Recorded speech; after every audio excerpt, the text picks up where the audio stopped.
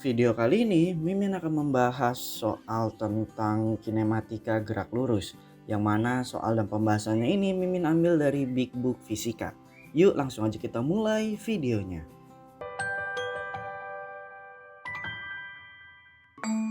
Nomor 1. Lalat terbang ke barat dengan kecepatan 15 meter per second selama 15 second. Kemudian kembali ke timur dengan kecepatan 8 meter per second selama 8 second. Kecepatan rata-rata dan kelajuan rata-rata. Oke, ingat ya, ini kecepatan dengan kelajuan itu berbeda, makanya ini ditanya. Oke, kalau kita lihat dari gambarnya, kan pertama itu lalatnya bergerak ke kiri ke barat 15 meter per second selama 15 second. Berarti kita gunakan ke rumus GLB biasa yang rumusnya S sama dengan V dikali T. Berarti ini S1 ini kita anggap sebagai S yang ke barat.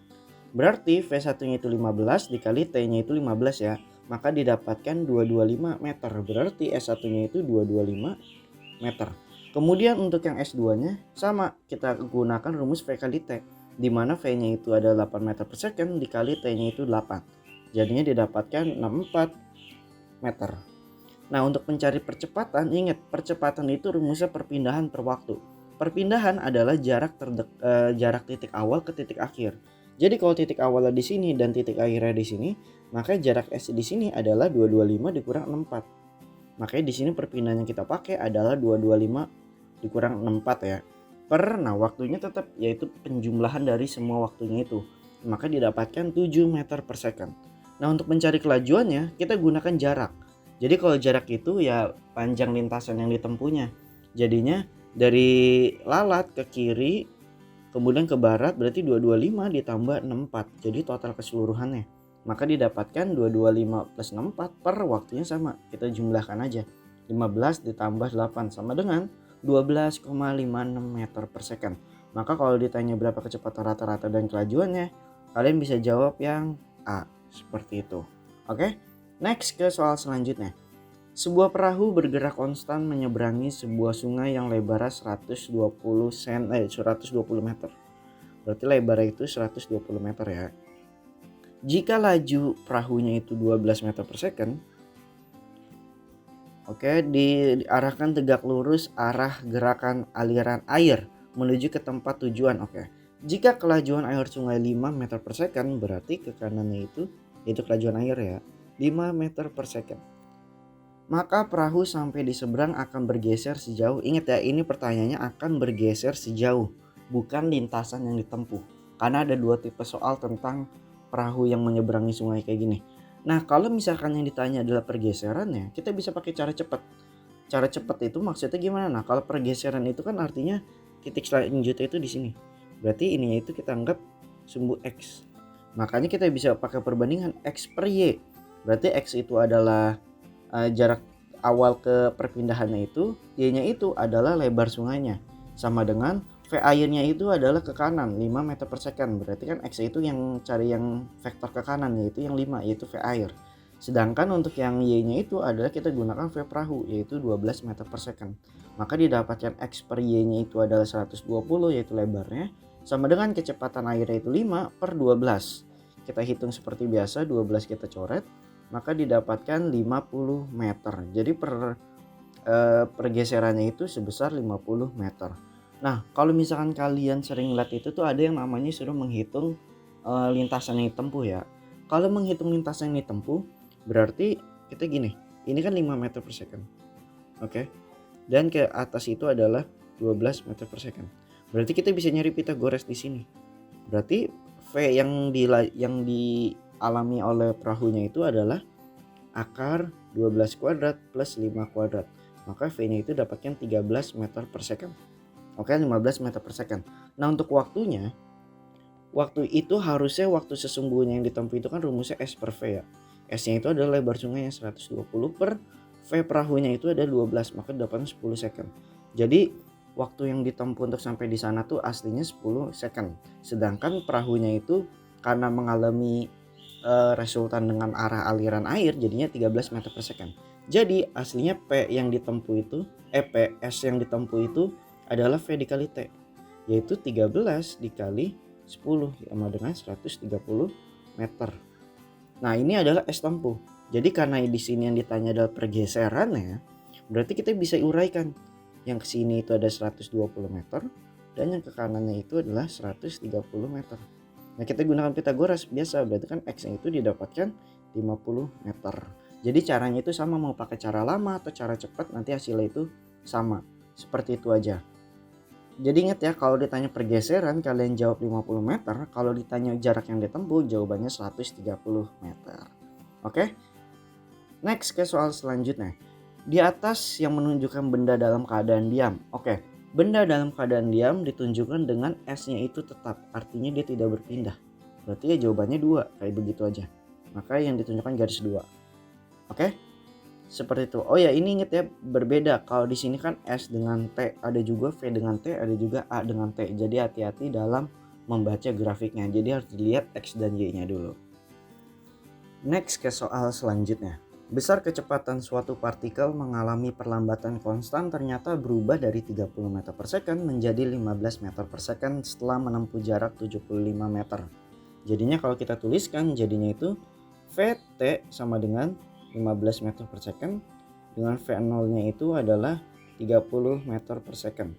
Dengan jaraknya itu adalah 75 meter ya.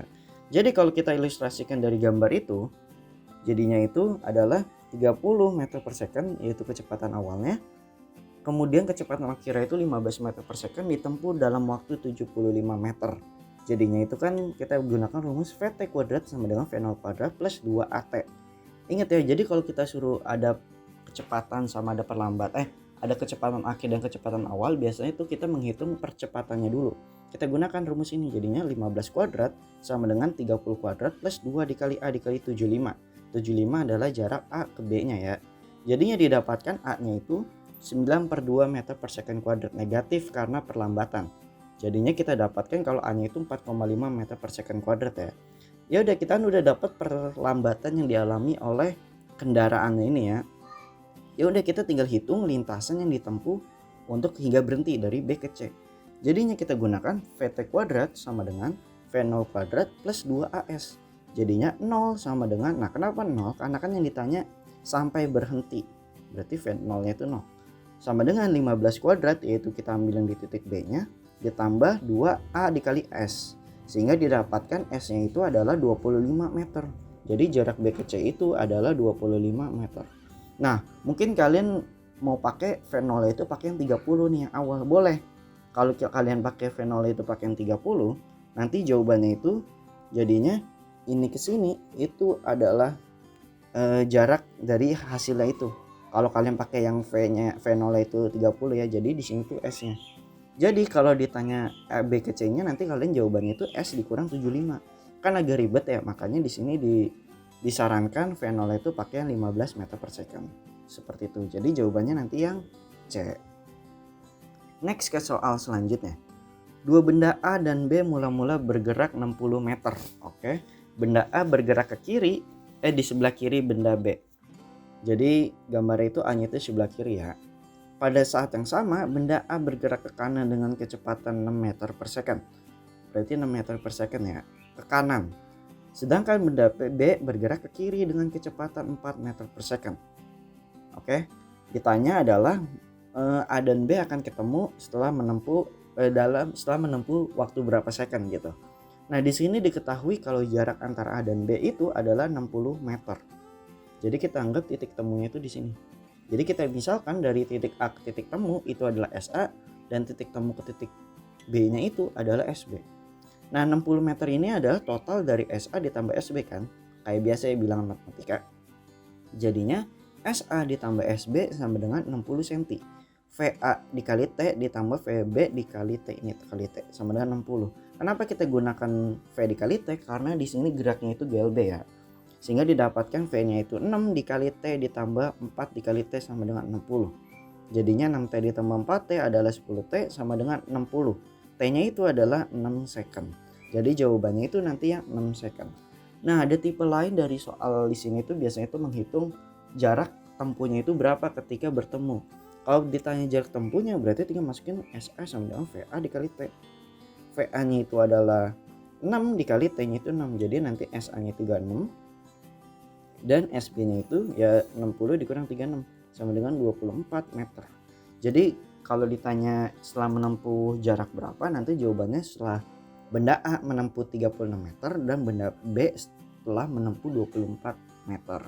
Seperti itu. Jadi ingat ya, tergantung dari soal yang ditanyanya itu apa. Next ke soal selanjutnya. Kalau di soal di sini tuh dikatakan benda bergerak lurus dengan percepatan tetap 1 meter per second, berarti A-nya itu 1 meter per second kuadrat. Jika kecepatan awal benda V0-nya itu adalah 4 meter per second, maka kecepatan dan jarak tempuh benda pada akhir detik kelima, berarti T-nya itu adalah 5 second ya. Ya udah, ditanya adalah kecepatan dan jaraknya. Nah kalau ketemu soal kayak gini, tinggal kita masukin rumus. VT sama dengan V0 plus AT. V0 itu adalah 4, karena kan tadi kecepatan awal itu 4 ya. Ditambah A-nya itu adalah 1 meter per second kuadrat dikali T-nya itu 5. Jadinya 4 ditambah 1 dikali 5. Jadi 4 tambah 5 sama dengan 9 meter per second. Jadinya VT-nya itu adalah 9 meter per second ya. Kemudian kita gunakan rumus untuk mencari jarak, yaitu S sama dengan V0 kuadrat V0 dikali T ditambah setengah T kuadrat. Nah sebenarnya itu ada rumus yang VT kuadrat sama dengan V0 kuadrat plus 2AS. Kalian mau pakai rumus yang bawah sama ini nanti hasilnya sama aja. Yang penting kalian hafalin ketiga rumus itu aja ya. Sehingga didapatkan V0-nya itu 4 dikali T-nya itu 5 ditambah setengah dikali 1 dikali T-nya itu adalah 5 second ya yang tadi. Sehingga didapatkan 32,5 meter. Jadi kalau ditanya kecepatan dan jarak nanti jawabannya itu 9 meter per second dan 32,5 meter. Seperti itu aja. Jadi untuk di rumus tentang kinematika gerak lurus ini ada banyak ya rumusnya. Kalian gunakan aja rumus yang sesuai yang diketahui di soal.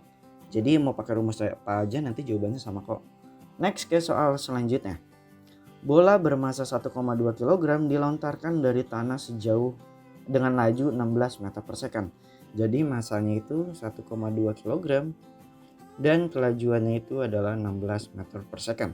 Waktu yang diperlukan bola untuk tiba kembali ke tanah.